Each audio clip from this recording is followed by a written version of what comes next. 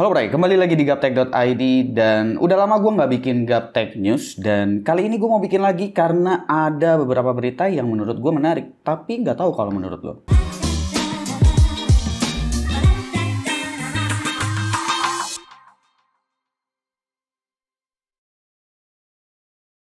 Oke, masuk di akhir tahun ini menjelang event CES 2023 di Las Vegas biasanya tuh CES tuh diadain di bulan Januari ya tepatnya di Las Vegas, dan di sana biasanya bakalan banyak pengumuman atau perilisan produk-produk baru atau line up baru nih.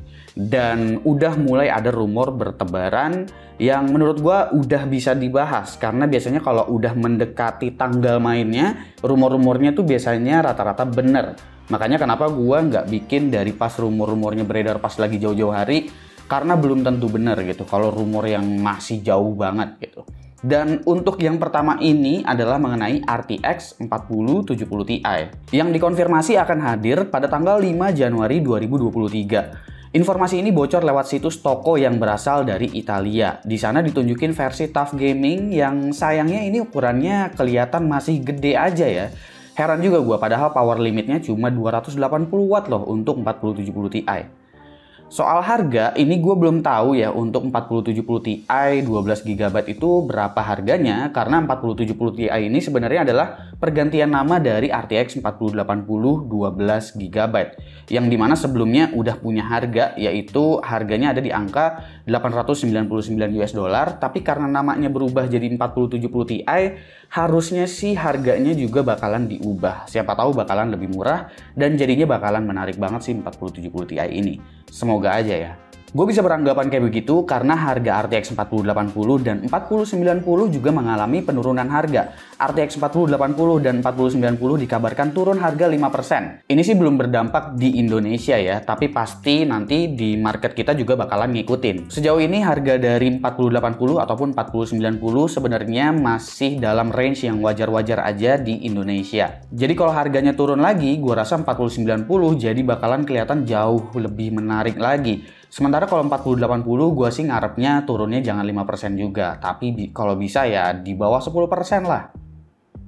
Di atas 10% maksudnya. Penurunan harga ini juga yang gue rasa bikin scalper RTX 4080 akhirnya nyerah dan nggak lagi ngejual harga gorengan mereka. Di luar sana udah ada yang nimbun duluan gitu. Tapi efek harga dari RTX 3080 dan juga 3080 Ti yang turun harganya itu gila-gilaan, jadi ya user juga lebih milih untuk beli 3080 atau 3080 Ti aja daripada langsung lompat ke 4080. Sementara itu, Radeon RX 7900 XTX dan 7900 XT dikabarkan dijual dengan harga $1.600 di China.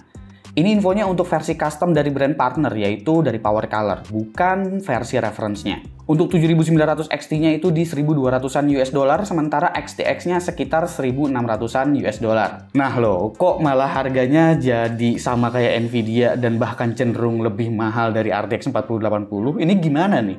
Tapi ini versi custom sih, sementara untuk versi reference-nya itu dijual juga lewat brand partner yang mungkin harga normal yang diumumin sama AMD itu adalah harga untuk versi reference. Sementara untuk versi customnya ya terserah brand partner mau jualnya berapa. Cuma kabarnya versi reference ini, atau kalau di Nvidia mah namanya Founders Edition-nya lah ya, itu stoknya bakalan sedikit banget. Dan tenang aja, di Indonesia itu versi reference untuk Radeon tuh masih bisa kalian beli, karena ya untuk brand partner kayak Power Color, kayak Sapphire, kayak ASRock mungkin, atau Asus, Gigabyte itu mungkin bakalan keluarin juga versi reference-nya. Jadi bukan dari AMD langsung biasanya. Bisa juga harga yang dikabarkan tinggi ini adalah harga dari scalper. Jadi sebenarnya mungkin harga versi customnya mirip-mirip dengan versi reference, tapi karena ada scalper yang udah ngira si 7900 XTX ini bagus performanya, mungkin jadinya ini adalah harga gorengan gitu. Dan semoga aja sih nggak begitu dan nggak kejadian di market Indonesia ya.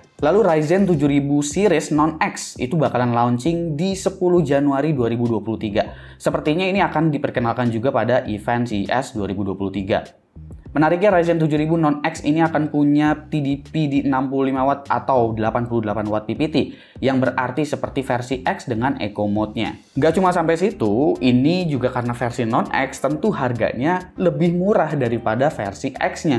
Bahkan lebih murahnya bisa $100 lebih murah loh. Kayak Ryzen 9 7900 itu kabarnya 429 US dollar. Ryzen 7 7700 itu 329 US dollar dan Ryzen 5 7600 itu di 229 US dollar. Ryzen 7000 X3D juga kabarnya bakalan dirilis di awal tahun 2023. Jadi kayaknya awal tahun AMD bakalan banyak line up baru nih. Nggak cuma non-X, tapi X3D akan hadir untuk yang ngincer performa mentok. Kabarnya kali ini versi X3D nggak cuma ada di 8 core loh, tapi di 12 core dan 16 core-nya juga. Belum tahu nih kali ini versi X3D-nya bisa di overclock atau enggak. Cuma kayaknya dari segi harga ya untuk versi X3D ini pasti bakalan lebih tinggi harganya daripada versi yang bukan X3D.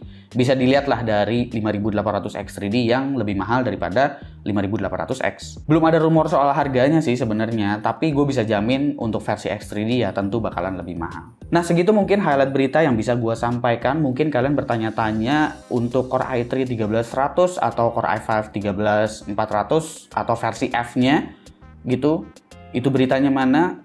Gue kayaknya nggak perlu beritain karena di marketplace sudah ada dan gue juga udah order, jadi tungguin aja review gue ya. Gue masih nunggu barangnya nyampe sih, gitu. Oke, komen di bawah ya menurut kalian berita mana yang menurut kalian paling menarik untuk ditunggu barang-barangnya. Komen di bawah dan kasih pendapat kalian masing-masing. Gue Suki dan seperti biasa sampai jumpa di lain kesempatan.